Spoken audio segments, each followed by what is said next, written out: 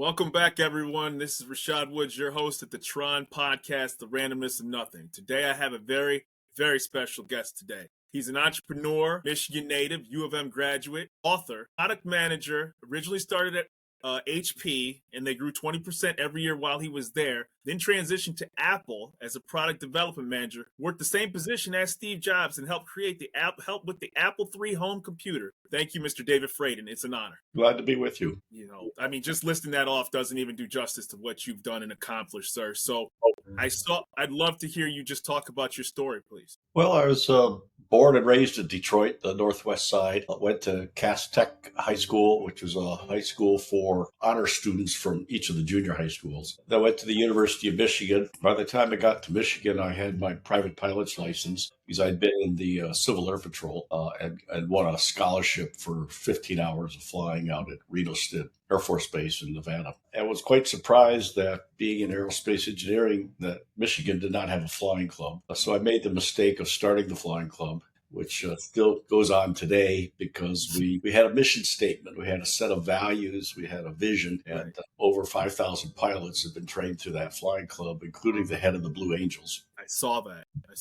And he grew that with no capital, no money, into a $5 million business. In my senior year in college, we had 25 airplanes. That's incredible. That we owned or were buying. Then in my sophomore year, Professor Wilbur Nelson, who was my aerospace engineering professor, came to me, and he had been on Lyndon Johnson's advisory committee for supersonic transport. Mm-hmm. And the SST was in trouble in Congress because some environmentalists thought it was a danger to the ozone layer, and they were wanting to cancel this Department of Transportation funded advanced aircraft development. Okay. So he asked me if I'd be interested in organizing a student organization, national student organization in support of the supersonic transport. And he said we could call it FAST, F-A-S-S-T, for Fly America's SST. Mm-hmm. So not knowing what I was getting myself into, I said, sure. And by the time I had finished my my sophomore year in college, I had testified before the House of Representatives Aeronautics and Astronautics Committee in favor of the SST, and had gone to meetings at the White House in my pink polyester suit, which what was the John, I forget his name, I had popularized.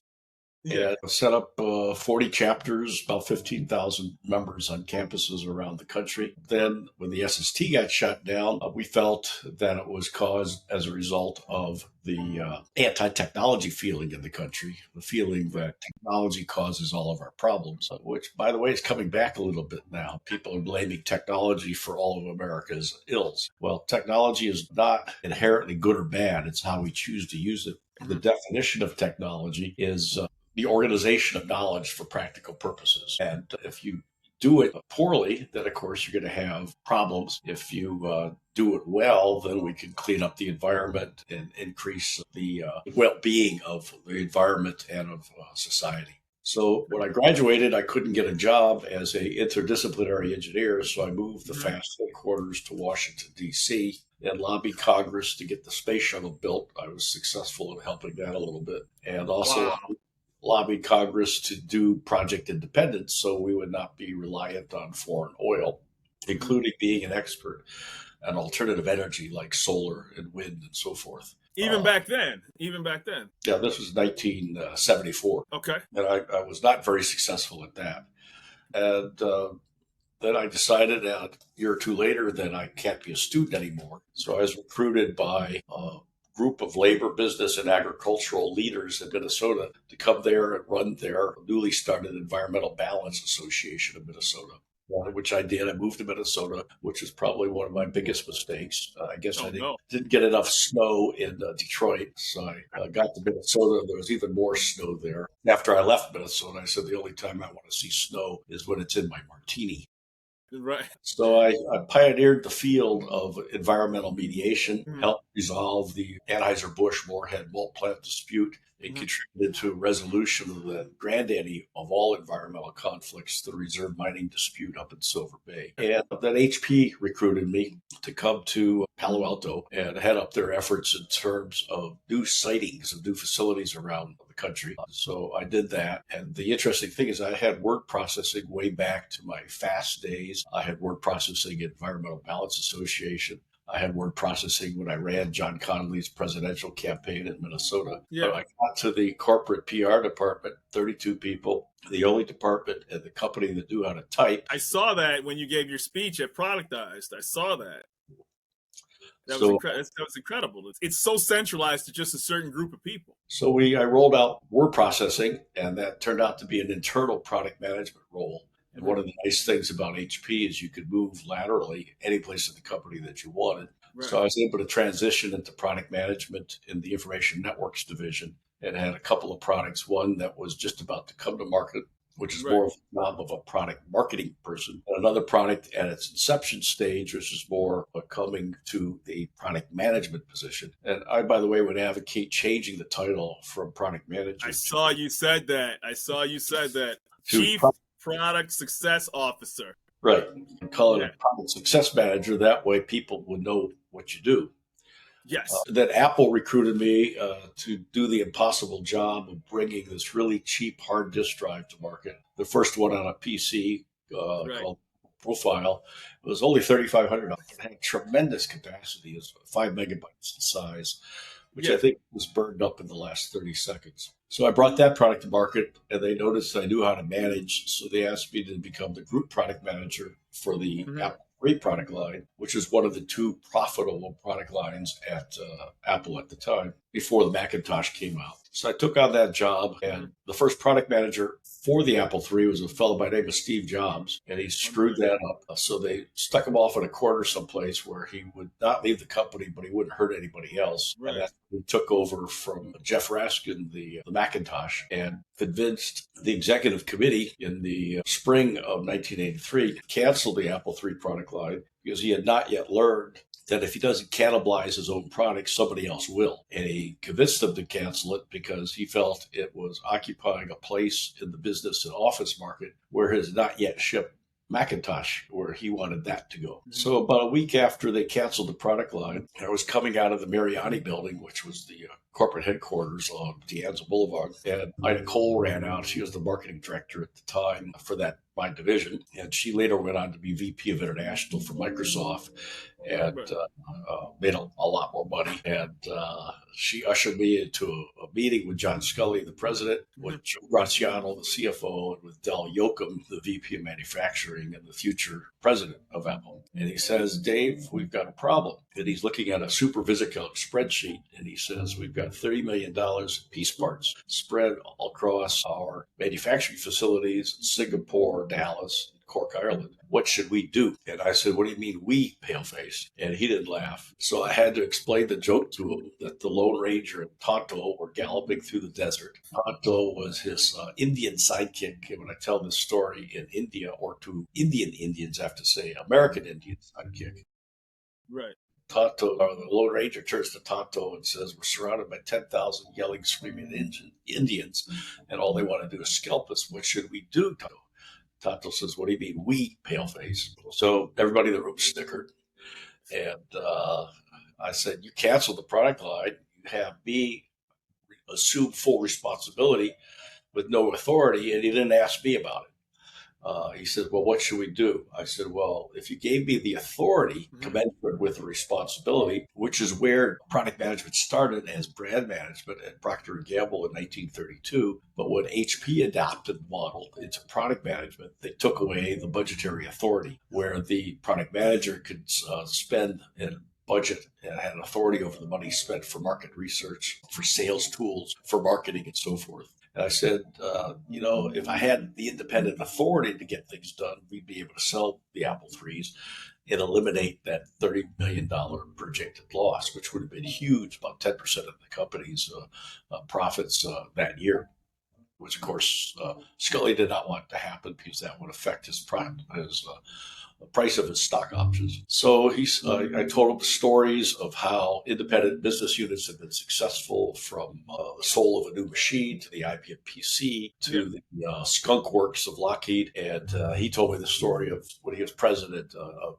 Pepsi USA. He went to a cocktail party in Connecticut where he lived, and one of his neighbors was the president of Xerox. And Scully said to the president of Xerox, I have a Canon personal copier on my desk. How come Xerox doesn't have a personal copier? Wow. The president of Xerox responded, come on, John, you know Xerox, we never do anything original. Dang. That's a joke because all they do is. Yeah.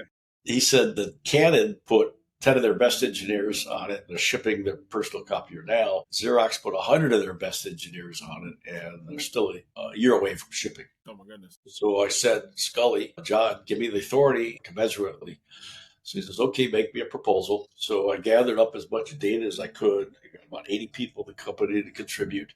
And then a core group of 7 to 12 of us wrote an 80-page business plan, which I then presented to the executive committee in July 15th, 1983, a day that will live in infamy, at least in my mind. Okay. And one of the key things at that meeting was that in the back of the room was a lady by the name of Ann Bowers, who was VP of HR at Apple. And she was, I think, instrumental, at least I found a reference to it when I was researching my book, Building and Sailing Great Products, that she helped get the company to develop some Apple values. And I found out later that she was also VP of HR at Intel and was married to Bob Noyce, one of the co-founders of Intel. And she had helped bring values to Intel by bringing over the HP way, the HP set of values, and modifying it to fit HP or Intel. So some of the values that Apple adopted, which they still follow today, is empathy for the customer, achievement, positive social contribution, team spirit, individual performance, innovation and vision, quality, excellence, and lastly, perhaps most importantly, good management. Right. So I laid out the options that the executive committee could take on the Apple III product line. And one of them was to shut the product line down. The other was to let the market decide when they're going to stop buying the product.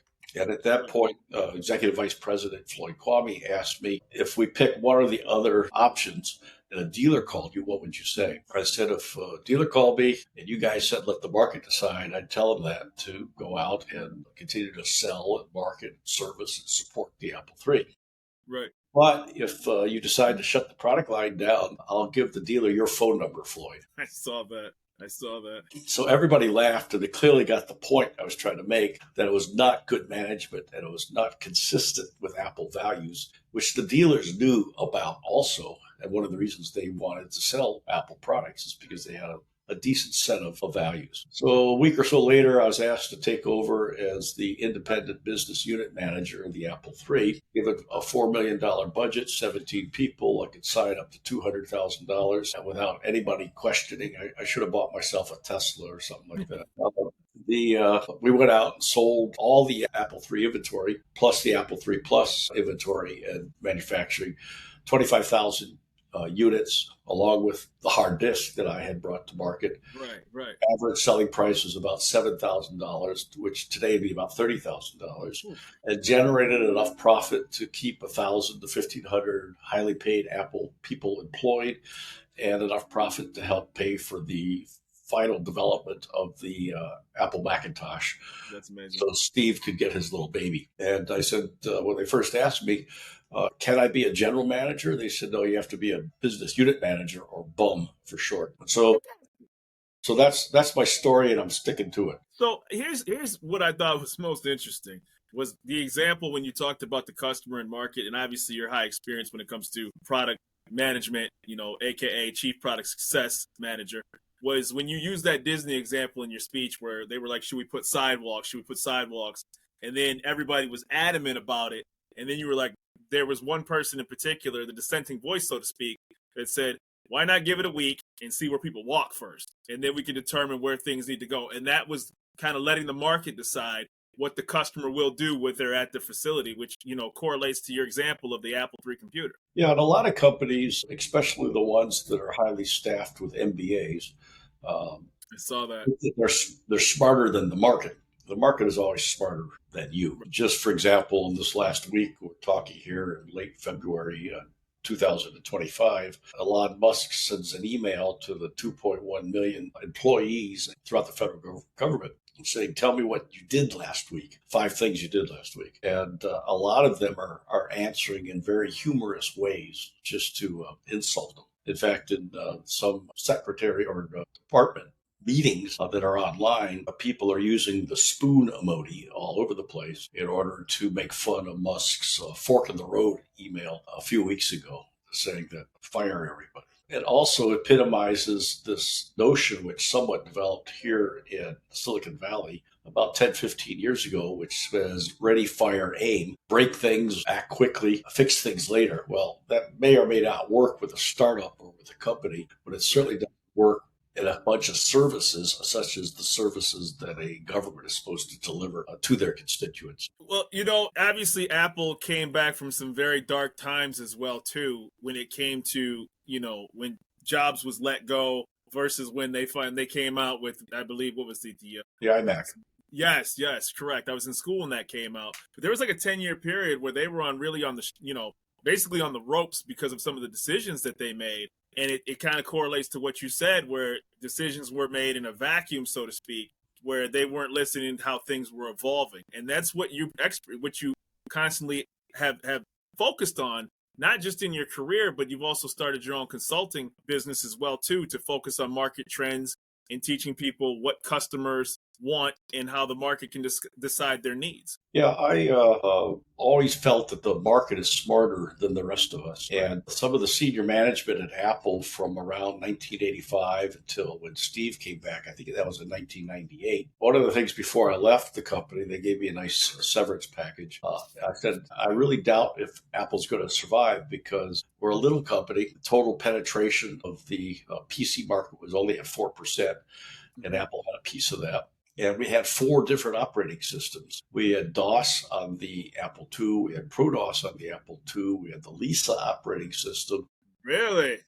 We had the Mac operating system, and then we had the Apple III sophisticated operating system, or SOS. So, excuse me. Across your own product line, really? 5 different operating systems.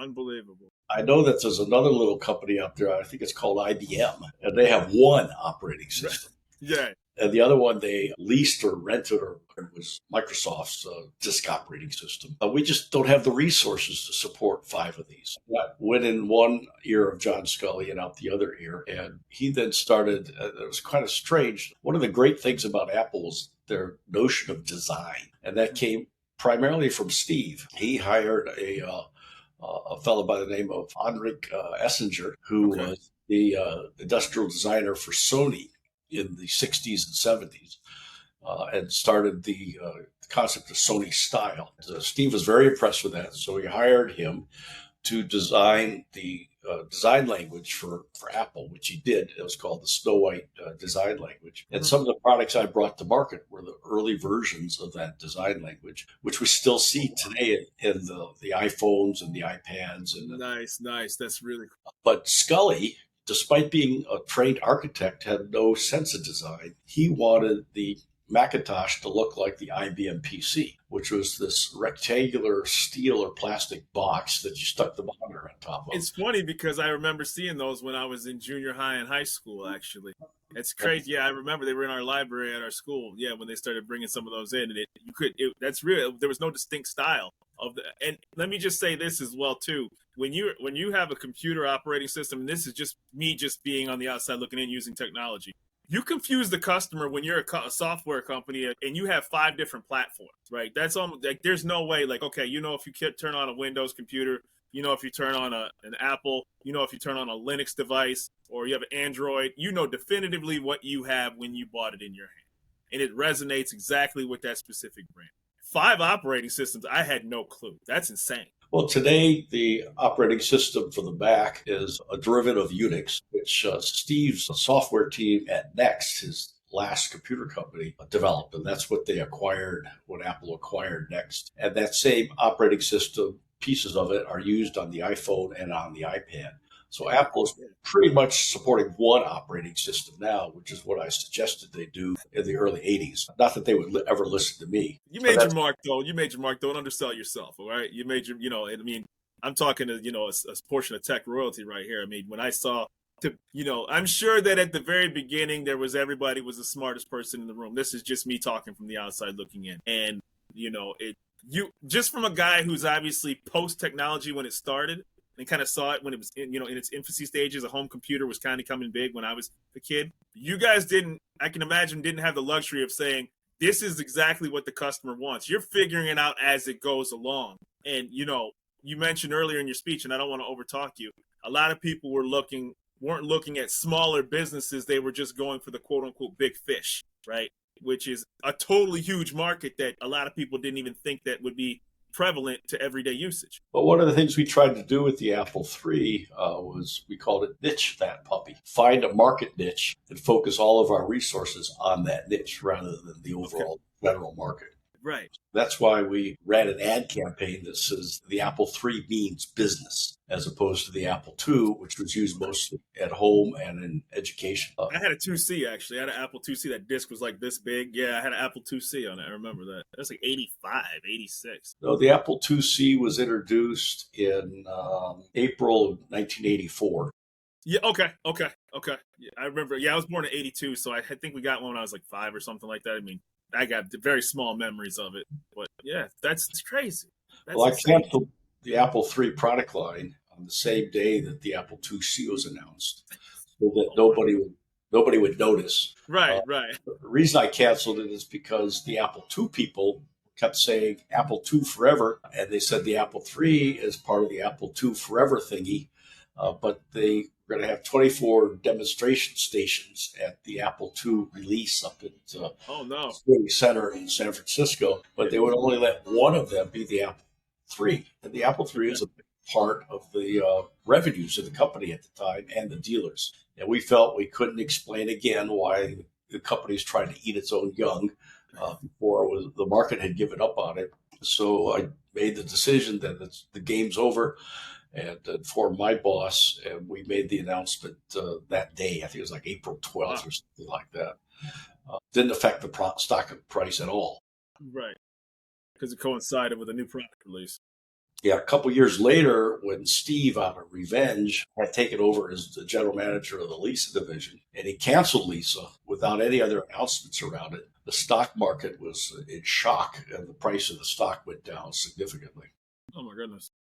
That was one of the many dumb things that he did into the early days of 1985 that resulted in Apple asking him to go find something else to do. Oh, wow. Yeah, see, these are stories that I just, I've read in passing about different drama, but I never dug deep into it like that. But you were there. How did you transition to Spice Catalyst and getting into consulting? And that's a wonderful endeavor that you've been into for quite some time. And I have to ask about that. Well, after I left, Apple brought the first text-to-speech software only to market on the Macintosh called Did you really?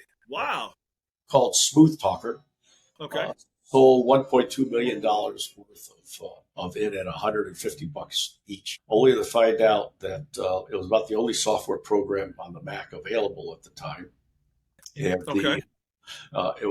I thought it would be used to read back spreadsheets so people could proofread them and things like that. Its number one use was at a party, where you put your Macintosh in the middle of the table, and people would go up and they would play around typing in their favorite swear words and listen to the Macintosh talk back. It was an amusement piece of software. It's the little things in life, right? So then after I left there, I went to DataQuest, where I was the associate director of market research for the personal computer industry service. And then I bounced around at another hard disk drive company. And then my uncle, who was the number one investment banker in Wall Street at the time, had put some money into a company called DocuGraphics. Yeah. So I went there, was a VP of marketing and sales. I stayed there for about 4 years, and then left there, went to Digital Effects, which was desktop video editing. And after I got fired from that job, I started my own company called Desktop Video Products. It got the Avid dealership for digital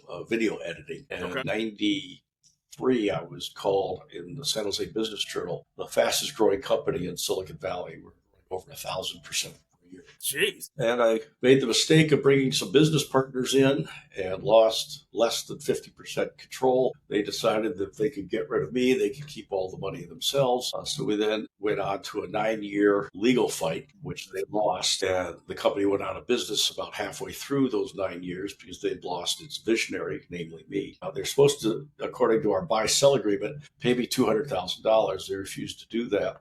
It ended up costing them $1.1 million to settle the lawsuit. So I then played around with a company called Digital Enterprises and Communications, developed computer-based training for Ross stores, where everybody in their stores were trained on how to use the cash register systems and the back office cash systems on educational programs that I developed. I developed sales training for Unisys, for the Unisys PC, and then got invited to give a speech at a technology conference in Maui, which I did, and fell in love with Maui and decided to try to help Maui get high-tech companies to locate there and get started up there. How big of a challenge is it to get a high-tech company to go out there? A big one. Just to travel alone, I mean, obviously the amenities I'm sure are stellar, but I don't want to cut you off, but that just seems like a large endeavor. That's not like moving from a landlocked state to another landlocked state. Well, it wasn't that was the issue. The issue was having the venture and angel funding to get started and to have enough entrepreneurial business experience to know how to put together a company. I thought I did at the time, so I started a little company called Maui Games because I thought we could do games for cell phones that had embedded advertising. And advertising on PC games was just coming into knowing, and I figured we'd just replicate that model on cell phones. That's dope. So tried that for a while. That failed because I didn't do my market research and did not develop a product market strategy, which is what I teach now, to know that I should not have targeted a Nokia, a cell phone, because it was not part of my distribution. It was mostly in Europe and Asia. And I was trying to sell ads on cell phones in the United States, where I put together an advertising sales force. So I was then recruited by a company called Rich Relevance, which is a bunch of people that had left Amazon, and they did a company which I called Amazon-like recommendations. And I did a $15 million sale of it to Sears to embed in the Sears.com, Kmart.com, and other Sears websites. Like the e-commerce platform and things like that? Okay. It was based upon wisdom of the crowds, where it would say things. People that looked at this, looked at that. People who bought this, bought that. People who like this, like that. That type of thing. We all get caught in that. So that increased the sales. We called it the lift in sales on Sears. And after I left there, I was approached by a company that did product management training and consulting. And I said, well, I never thought there would be a market for this. So I joined them for several years. And the last year I was heading up their business development, sold about $800,000 in consulting and in training in about 11 months. And then I had a conflict with the founder over values. His value was he would take all the profits and we'd not share that with me or anybody else. And I said, okay, I'm not going to do that. So that's when I started Spice Catalyst, which was 14 years ago. What's amazing is that, and you're also a distinguished professor as well too, and you're an author of multiple books that involves the market research, the product creation, knowing your customer, and avoiding the pratfalls. What are the common pratfalls that you see when a product needs to be introduced to the market? They have failed to do their product market strategy. They don't know what their competition is. They don't know what it is that their product does. They don't know what its positioning in the market should be. They don't know what its value proposition is. They don't know what its pricing strategy should be. They don't know why people should buy the product and so forth, which are part of the 32 elements of a product market strategy. They've done the ready, fire, aim, move fast and break things kind of approach. And as a result of that, they're going to fail. And about 35% of all new products and services introduced worldwide, according to a study by a couple of professors out of North Carolina University, found that they fail in the marketplace. And it represents a loss to the world economy of over $1 trillion. But here's a question too. And, this is just me thinking as a consumer, is that success always breeds really quick imitators. So if you 1 minute, to the person outside looking in, either a company doesn't innovate or they get cannibalized really quickly by people who do something very similar. quick example off the top of my head would be MySpace, Facebook, right? Facebook just became the better version of MySpace, essentially. So if that means you're constantly evolving your product and listening to your consumer at the same time to add value add frequently. Exactly. Well, MySpace was acquired by a guy that did mergers and acquisitions and so forth. So it lost its creative entrepreneurial innovation edge. I was on MySpace, and you could tell the difference between when it started versus when it got sold, because it was spam bots and it was really, really, really, really terrible at that point.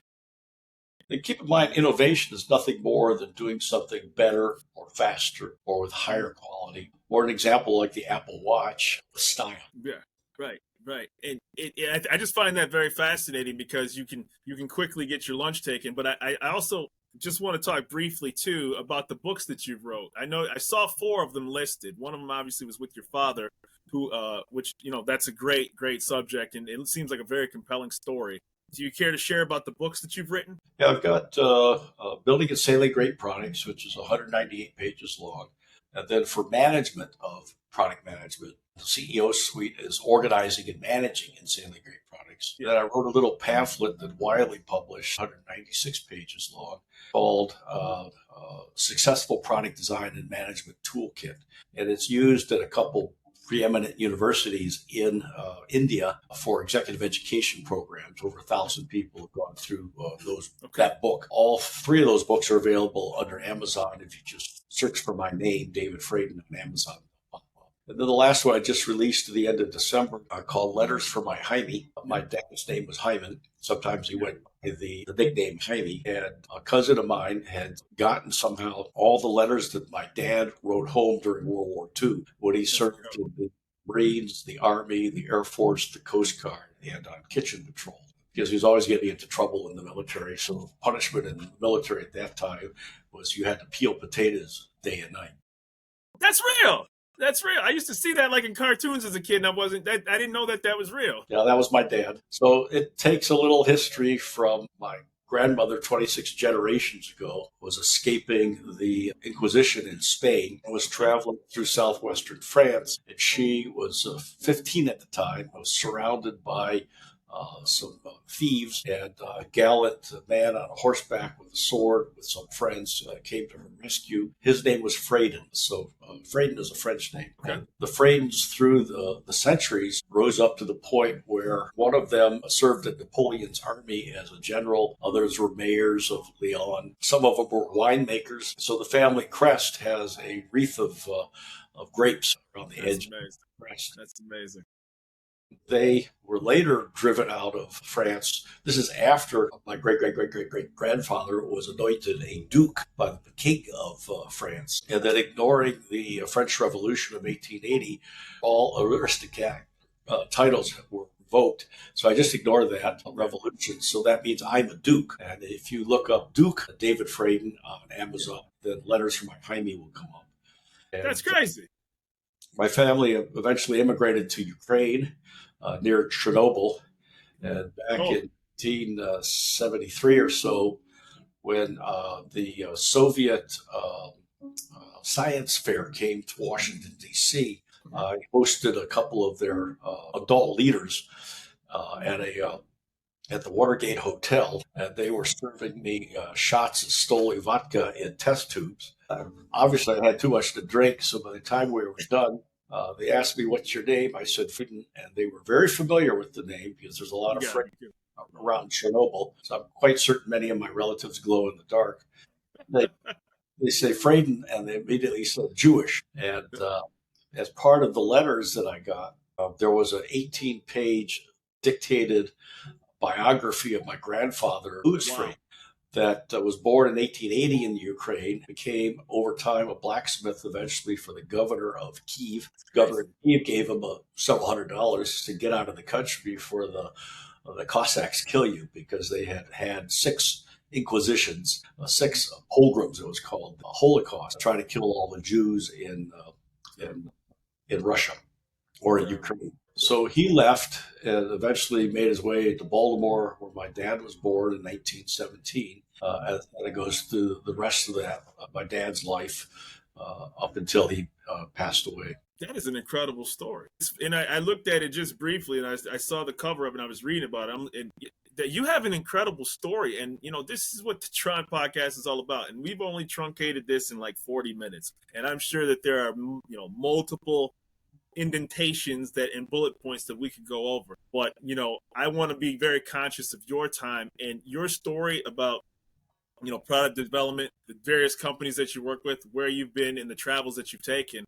And then the current work that you do, is an inspiration when it comes to, all the things that you've accomplished. And I would very appreciative of your time by taking time out to get on this, Bums podcast over here, just outside of Detroit here. Well, thanks for putting up with me. No, it's been an honor. I ask this of every single guest. I always want to say, how can people find you? They don't need me. What's the best way to locate David Fradin? Well, you just Google my name. You could go to Amazon and search for my name, and you can connect with me. Just search for my name on LinkedIn. And I also have a website, which is spicecatalyst.com for my product management books. And then I have another website for letters from my Jaime, and soon to be published. My last book is called Trippin', and it's Life's Little Laughs, an unauthorized autobiography. And nice. You can learn more about that and letters from my Jaime at davidfradin.com. That's wonderful. And I'm honored to have you as a guest on here and with the work you've done, the great work you'll continue to do. This is Rashad at the T.R.O.N podcast. Mr. David Fradin, I want to thank you so much for your time and your story, sir. Appreciate you. You're welcome.